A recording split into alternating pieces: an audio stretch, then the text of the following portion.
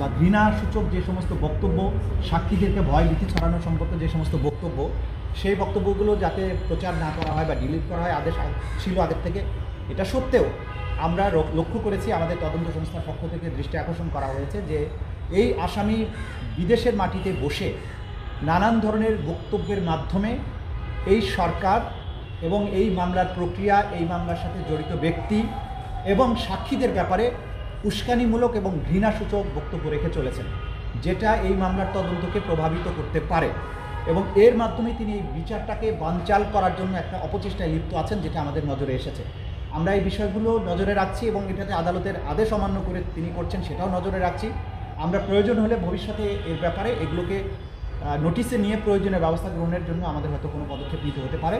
কিন্তু এই মুহূর্তে আমরা গণমাধ্যম কর্মীদের কাছে অনুরোধ করব যে এই ঘৃণাসূচক বক্তব্য যেটা বিচার প্রক্রিয়াকে প্রভাবিত করার জন্য করা হবে, সেগুলোর প্রচারে যেন আপনাদের পক্ষ থেকে কোনো এটাকে ফ্যাসিলিটেট করা না হয়, যাতে করা না হয়। কারণ আমাদের সবারই লক্ষ্য হচ্ছে ন্যায় বিচার নিশ্চিত করা। তো এই ধরনের হুমকি ধামকি, ভয়ভীতি, ফিরে আসছি, দেখে নেব, এই করবো সেই করবো, এগুলো যদি করা হয় তাহলে হয়তো আমাদের সাক্ষীরা ভয় পেয়ে যেতে পারেন বা তারা সাক্ষী দিতে অনিৎসাহিত হতে পারেন।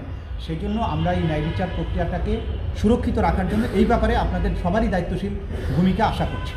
এমনিতে যদি অনলাইনে মানে মিডিয়া প্রচার করবে না, কিন্তু যে ফেসবুকে অনলাইনে আসলে তো ওইটাকে আপনারা কিভাবে যে আদেশটা আছে যে এরকম যেন কেউ না করেন, এবং করলে তাকে তো আদালতের একটা আদেশ আছে, তো আদেশের ভিত্তিতে যদি না করে তখন আমরা দেখব, যদি অফেন্স হয় তখন আমরা তো ব্যবস্থা নিতে যাব। তবে আমরা যেটা চাই, বিটিআরসি কে তো সরানোর নির্দেশ আছে, যদি এরকম হেট স্পিচ থাকে সরানোর নির্দেশ আছে। ওইগুলো কি সরিয়েছে কিনা দেখেছেন কিনা এটা আমরা চেক করিনি এখনো। মানে ওই যে আপনারা যে আদেশটা পেলেন তারপরে কি আর চোখে পড়ছে যে তিনি ক্রমাগত বলে যাচ্ছেন, এটা যে তদন্তকে প্রভাবিত করার যে অপচেষ্টা, সেটা আমরা আপনাদের সামনে জানিয়ে রাখছি।